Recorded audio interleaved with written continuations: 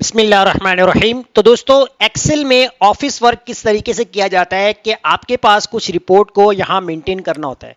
मान लीजिए कि आपके पास कुछ ऑर्डर डेट्स हैं। इन ऑर्डर डेट्स में आपके पास जितनी प्रोडक्ट्स हैं, इन प्रोडक्ट की कॉस्ट और इनकी क्वांटिटी, इसका टोटल कॉस्ट और इसकी जो है वो शिपमेंट डेट यहाँ पर आपके पास रिकॉर्ड में मौजूद है। अगर आप अपने डाटा को रीचेक करना चाहते हैं कि कौन सी प्रोडक्ट किस डेट से लेकर किस डेट तक की जो है वो नंबर ऑफ शिपमेंट हम यहाँ पर कर चुके हैं, तो वो आपको कैसे करना है, तो आज की क्लास में हम जो है ये टॉपिक कवर करने वाले हैं। अब देखें, यहाँ पर सिंपली जो आपकी कॉस्ट है मोबाइल की 15,005 क्वांटिटीज से टोटल कॉस्ट पे मैंने यहाँ पर सिंपल जो है वो मल्टीप्लिकेशंस का फॉर्मूला अप्लाई किया हुआ है। और ये जो प्रोडक्ट है ये किस डेट को हमने शिपमेंट की है वो डेट हमने यहाँ पर मेंशन कर दी है। अब इससे पहले हम पहले काम यहाँ पर क्या करते हैं कि जो आपकी प्रोडक्ट है, इन प्रोडक्ट को हम यहाँ पर क्रिएट करेंगे। तो इसके लिए मैं अपने ये प्रोडक्ट नेम वाला कॉलम जो है वो इसको कॉपी कर लेता हूँ। कंट्रोल सी से मैंने कॉपी किया और यहाँ पर आकर कंट्रोल वी से मैंने इसको पेस्ट कर दिया। अब ये कॉपी पेस्ट क्यों किया? क्योंकि मुझे यहाँ पर जो मेरी प्रोडक्ट्स हैं ये मेरे पास रिपीट हो रही हैं, तो मुझे यूनिक प्रोडक्ट को सेपरेट करना है। तो सिलेक्शन बनाकर आपको यहाँ पर डाटा में जाना है। यहाँ पर देखिए आपके पास है रिमूव डुप्लीकेट्स, इसको क्लिक करेंगे और यहां से आपने इसको कर देना है ओके। जैसे ओके कर देंगे तो 10 डुप्लीकेट्स रिमूव और 4 जो वैल्यूज यूनिक्स हैं वो आपके पास रह जाएंगी। तो देखिए यहाँ पर जो है वो आपके पास 4 वैल्यूज यहाँ पर आपके पास रह गई हैं। अब आपको करना क्या है कि आपने प्रोडक्ट वाले सेल के ऊपर क्लिक करना है और आप चले जाएंगे डाटा में, डाटा वैलिडेशंस पे चले जाएंगे। यहाँ से आपको लिस्ट क्रिएट करनी है और ये पूरा जो कॉलम है आपको सेलेक्ट करना है और आप कर देंगे इसको ओके। तो देखिए यहाँ पर आपके पास जो है वो ड्रॉप डाउन लिस्ट बन चुकी है।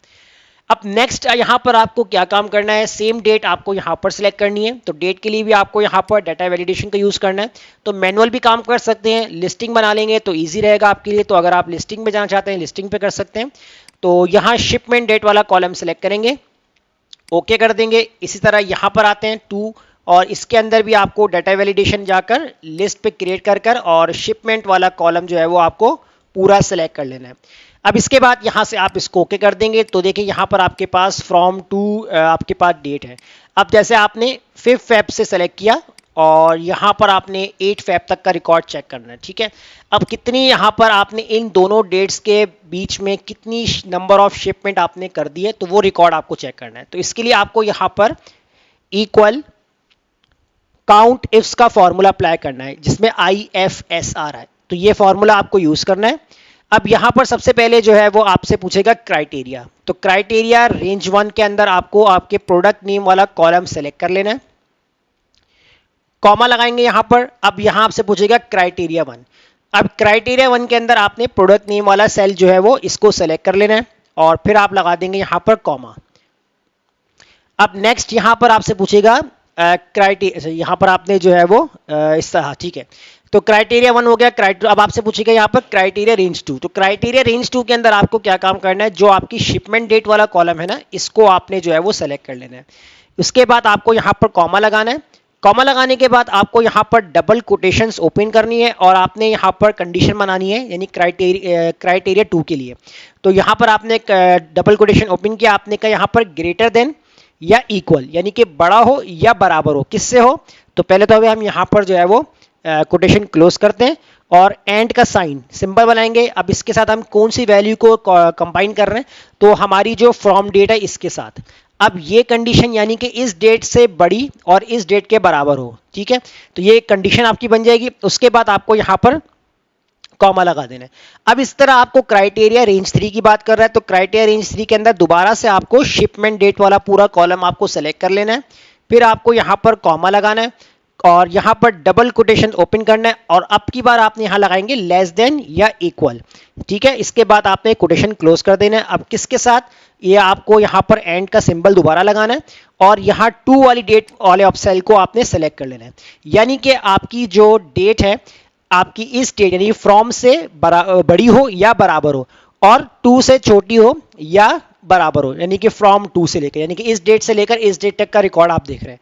तो इसी तरह आपको यह कंडीशन बनानी है। उसके बाद आपको ब्रैकेट क्लोज कर देना है और आप कर देंगे यहाँ पर एंटर।